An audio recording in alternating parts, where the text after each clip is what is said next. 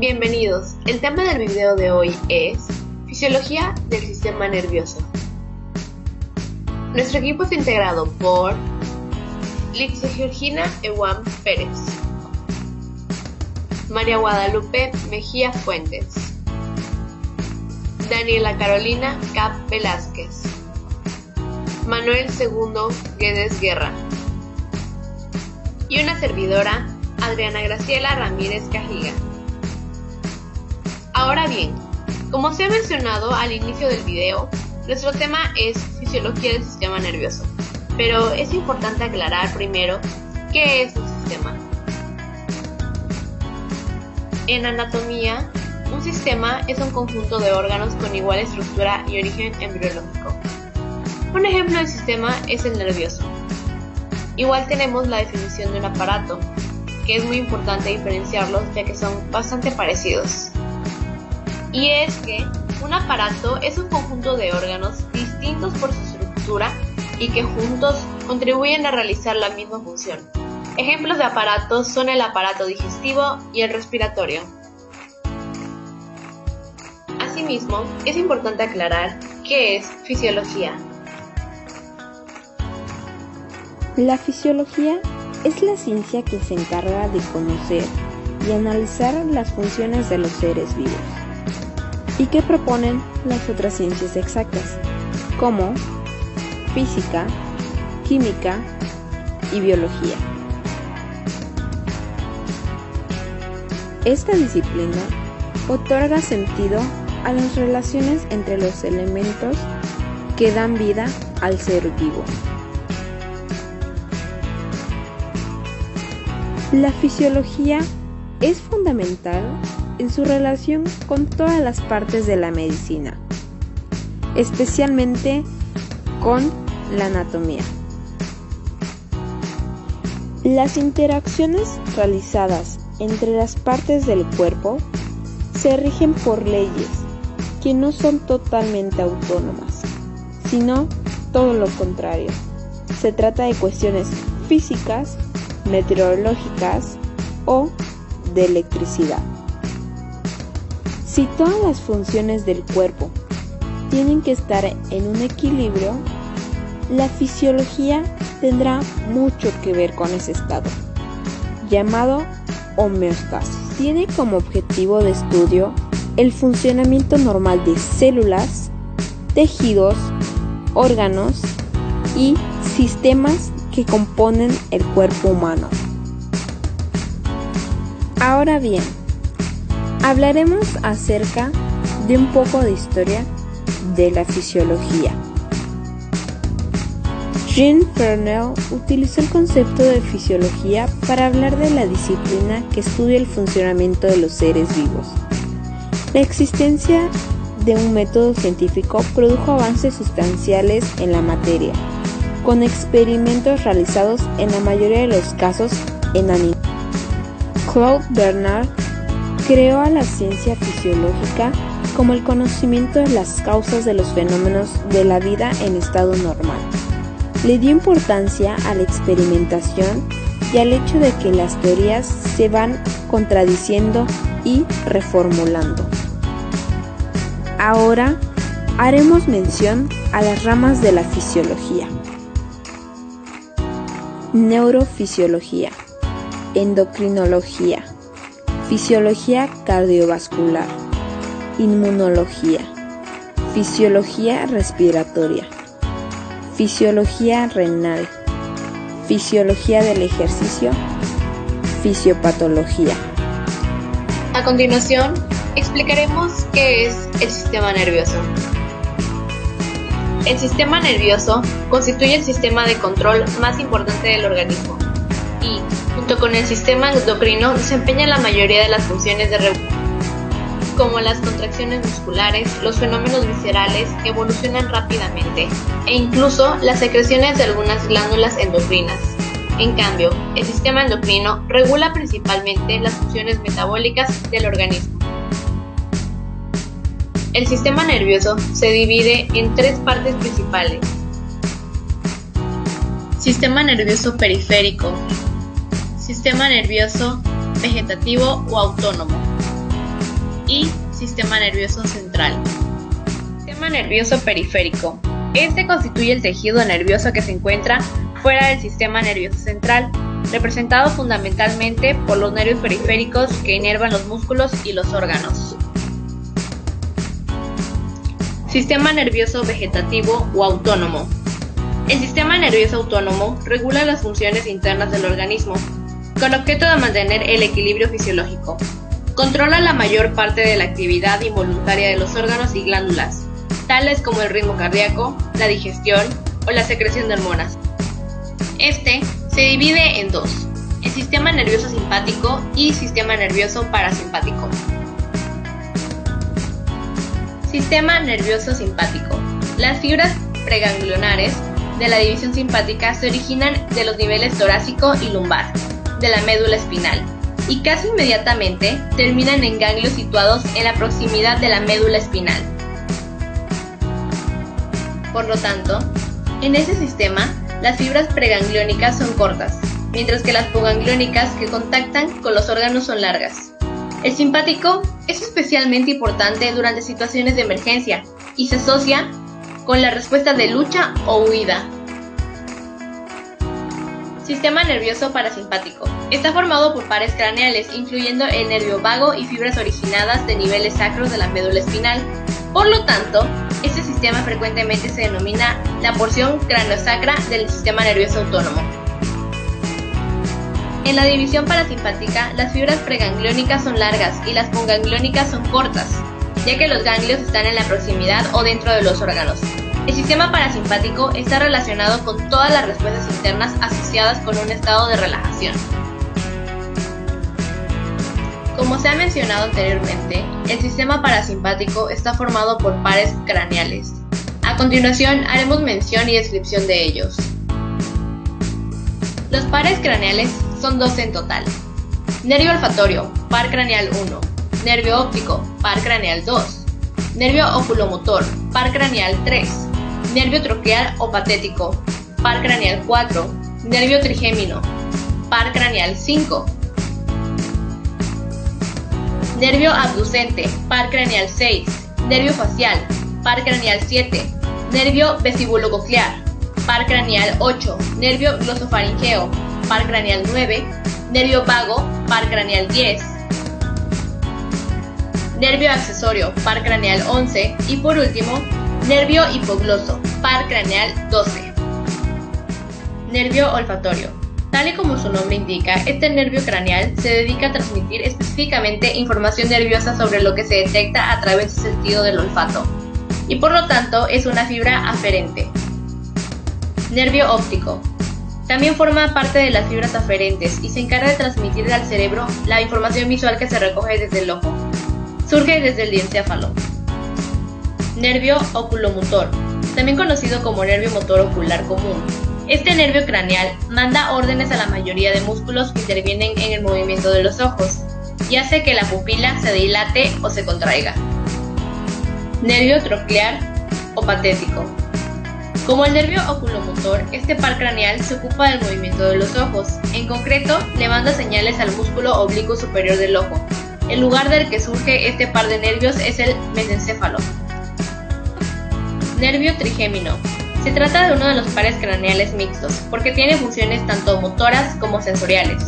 En su faceta de nervio motor, manda órdenes a músculos encargados de realizar los movimientos de la masticación. Mientras que como nervio craneal sensorial, recoge información táctil, propioceptiva y el dolor de varias zonas de la cara y la boca.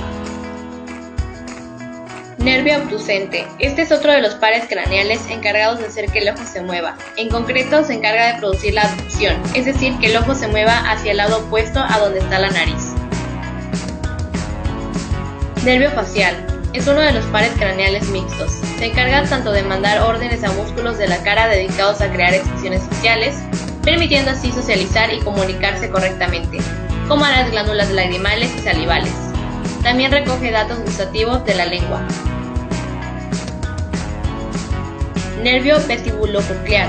Es uno de los pares craneales sensoriales y recoge información de la zona auditiva. En concreto, recibe datos relativos a lo que se oye y a la posición en la que nos encontramos respecto al centro de gravedad, lo que permite mantener el equilibrio. Nervio glosofaringeo. Es un nervio tanto sensitivo como motor, y tal y como su nombre indica, tiene influencia tanto en la lengua como en la faringe. Recibe información de las papilas gustativas de la lengua, pero también manda órdenes tanto a la glándula parótida, como músculos del cuello que facilitan la acción de tragar. Nervio vago. Este par craneal lleva órdenes a la mayoría de los músculos faringeos y laringeos. Manda fibras nerviosas del sistema simpático a vísceras que se encuentran en la zona de nuestro abdomen y recibe información gustativa que llega desde la epiglotis. Al igual que el nervio glosofaringeo, interviene en la acción de tragar, de modo que tiene mucha relevancia dado lo importante de esta función vital. Nervio accesorio. A este par craneal también se lo conoce como nervio espinal. Se trata de uno de los pares craneales puros y activa los músculos trapecio y esternocleidomastoideo, que interviene en el movimiento de la cabeza y los hombros, de modo que sus señales se hacen notar en parte de la zona superior del tórax. Y por último, tenemos el nervio hipogloso. Al igual que el nervio vago y el glosofaringeo, activa músculos de la lengua y participa en la acción de tragar. Así pues, trabaja junto a los pares craneales 9 y 10, para permitir que la deglución sea realizada correctamente, algo fundamental para el buen estado del organismo. Después de hablar de todos los pares craneales, finalizaremos con el sistema nervioso central. Este es una estructura extraordinariamente compleja que recoge millones de estímulos por segundo, que procesa y memoriza continuamente, adaptando las respuestas del cuerpo a las condiciones internas o externas. Está constituido por 7 partes principales: encéfalo anterior, que se subdivide por 2 partes, hemisferios cerebrales o diencéfalo, es decir, tálamo e hipotálamo. El otro es tronco encefálico, subdividido en mesencéfalo, protuberancia, bulbo raquídeo. Luego está el cerebelo y la médula espinal. Ahora describiremos al cerebro. ¿Qué es el cerebro? El cerebro constituye la masa principal del encéfalo y es lugar donde llegan las señales procedentes de los órganos de los sentidos, de las terminaciones nerviosas, nociceptivas y propioceptivas. Se desarrolla a partir del telencéfalo. El cerebro procesa toda la información procedente del exterior y del interior del cuerpo y las almacena como recuerdos. Aunque el cerebro solo supone un 2% del peso del cuerpo, su actividad metabólica es tan elevada que consume el 20% del oxígeno. Los ventrículos son 2 espacios bien definidos y llenos de líquido que se encuentran en cada uno de los 2 hemisferios. En cada hemisferio se distinguen la corteza cerebral o sustancia gris de unos 2 o 3 milímetros de espesor, formada por capas de células amielínicas, es decir, sin vaina de mielina que las recubra. Debido a los numerosos pliegues que presenta, la superficie cerebral es unas 30 veces mayor que la superficie del cráneo. La sustancia blanca, más interna, constituida sobre todo por fibras nerviosas amielínicas, que llegan a la corteza. Desde el cuerpo calloso, miles de fibras se ramifican por dentro de la sustancia blanca. Si se interrumpen, los hemisferios se vuelven funcionalmente independientes. El encéfalo origina el tálamo y el hipotálamo. Tálamo. Esta parte del encéfalo consiste en 2 masas esféricas de tejido gris, situadas dentro de la zona media del cerebro, entre los 2 hemisferios cerebrales. Es un centro de integración de gran importancia que recibe las señales sensoriales y donde las señales motoras de salida pasan hacia y desde la corteza cerebral. Hipotálamo. El hipotálamo está situado debajo del tálamo, en la línea media en la base del cerebro. Está formado por distintas regiones y núcleos hipotalámicos, encargados de la regulación de los impulsos fundamentales y de las condiciones del estado interno del organismo. Tronco del encéfalo. El tronco del encéfalo está dividido anatómicamente en encéfalo o cerebro medio, la protuberancia y el bulbo raquídeo. El mesencéfalo se compone de 3 partes.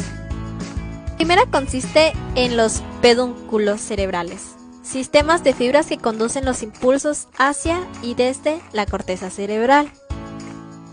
La segunda La forman los tubérculos cuadrigéminos, 4 cuerpos a los que llega información visual y auditiva. La tercera parte es el canal central, denominado acueducto de Silvio, alrededor del cual se localiza la sustancia gris. Protuberancia o puente. Situada entre el bulbo raquídeo y el mesencéfalo, está localizada enfrente del cerebelo. Consiste en fibras nerviosas blancas transversales y longitudinales entrelazadas, que forman una red compleja unida al cerebelo por los pedúnculos cerebelosos medios. El gado de fibras conecta el bulbo raquídeo con los hemisferios cerebrales. Bulbo raquídeo. Situado entre la médula espinal y la protuberancia, el bulbo raquídeo constituye en realidad una extensión en forma de pirámide de la médula espinal. El origen de la formación reticular, importante red de células nerviosas, es parte primordial de esta estructura. Y por último, quisiera aclarar el concepto de vascularización. El oxígeno y la glucosa llegan a las células nerviosas por 2 pares de arterias craneales, justo debajo del cuello.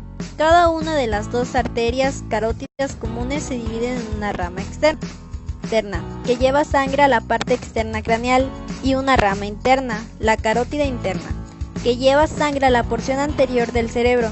Las 2 arterias vertebrales se unen formando la arteria basilar, que irriga la parte posterior del cerebro. A continuación hablaremos un poco más a fondo de la arquitectura interna del cerebro. La parte interna del cerebro está formada por los núcleos grises centrales rodeados de sustancia blanca, las formaciones comisurales que conectan ambos hemisferios y las cavidades ventriculares. Núcleos grises del cerebro son formaciones de sustancia gris situada en la proximidad de la base del cerebro. Representan relevos en el curso de las vías que van a la corteza cerebral y de las que desde la corteza descienden a otros 6 segmentos del neuroeje. El tálamo óptico es un grueso núcleo de sustancia gris con forma ovoide situado al lado del tercer ventrículo. El núcleo candado tiene forma de una coma dirigida delante a atrás. El extremo anterior o cabeza se apoya en el polo anterior del tálamo óptico y sobresale en el asta frontal del ventrículo lateral. Lateralmente está conectado con el putamen por la presencia de un puente de sustancia gris. La parte media o cuerpo se apoya en el tálamo, sobresaliendo por arriba en la cavidad del ventrículo lateral. El núcleo lenticular. El putamen y el palladium constituyen juntos el núcleo lenticular. En las secciones frontales, este presenta la forma de una cuña, con el vértice dirigido hacia adentro y hacia abajo. La porción externa corresponde al putamen y la interna al palladium. El antemuro. Es una delgada lámina gris situada entre la cápsula externa y la cápsula extrema, conectada principalmente mediante fibras de paso con la corteza de la ínsula. La sustancia blanca de los hemisferios. La sustancia blanca está representada por sistemas de fibras que conectan entre sí diversos puntos de la corteza cerebral o la corteza con los distintos núcleos del neuroeje. Formaciones comisurales. Son sistemas de fibras mielínicas que conectan un hemisferio con el contralateral, es decir, el lado opuesto. Están representados por el cuerpo calloso, el fornix o trígono, la comisura blanca anterior y el septum lucidum. Sistema límbico, formado por partes del tálamo, hipotálamo, hipocampo, amígdala, cuerpo calloso, septum y mesencéfalo. Constituyen una unidad funcional del encéfalo. Antes se pensaba que estaba estrechamente ligado a la percepción olfativa, por lo que también se le denomina rinencéfalo. ¿Qué es el cerebelo? El cerebelo, también conocido como mesencéfalo, es un órgano presente en todos los vertebrados, pero con diferentes grados de desarrollo. Muy reducido en los peces, reptiles y pájaros. Alcanza su máximo desarrollo en los primates y el hombre. Ocupa las fosas occipitales inferiores y, por arriba, está cubierto por una lámina fibrosa, dependiente de la dura madre, llamada tienda del cerebelo, que lo separa de los lóbulos occipitales del cerebro. El cerebelo resulta esencial para coordinar los movimientos del cuerpo. Es un centro de reflejo que actúa en la coordinación y el mantenimiento del equilibrio. El tono del músculo voluntario, como es relacionado con la postura y con el equilibrio, también es controlado por esta parte del encéfalo. Por último, presentamos la definición de la médula espinal. Esta es la parte del sistema nervioso contenida dentro del canal vertebral. En el ser humano adulto se extiende desde la base del cráneo hasta la segunda vértebra lumbar. Por debajo de esta zona se empieza a reducir hasta formar una especie de cordón, llamado filum terminal, delgado y fibroso, que contiene poca materia nerviosa. La médula espinal transmite los impulsos ascendentes hacia el cerebro y los impulsos descendentes desde el cerebro hacia el resto del cuerpo. Transmite la información que le llega desde los nervios periféricos procedentes de distintas regiones corporales hasta los centros superiores. La médula espinal está dividida de forma parcial en dos mitades laterales por un surco medio hacia la parte dorsal y por una hendidura ventral hacia la parte anterior de cada lado de la médula. De estas surgen 31 pares de nervios espinales, cada uno de los cuales tiene una raíz anterior y otra posterior. Los nervios espinales se dividen en nervios cervicales. Existen 8 pares denominados C1 a C8. Nervios torácicos. Existen 12 pares denominados T1 a T2. Nervios lumbares. Existen 5 pares llamados L1 a L5. Nervios sacros. Existen 5 pares denominados S1 a S5 y los nervios coccigeos. Existen solo un par. Gracias por ver nuestro video. Esperamos te haya gustado y sirva de una herramienta de adquisición de conocimientos. Hasta la próxima.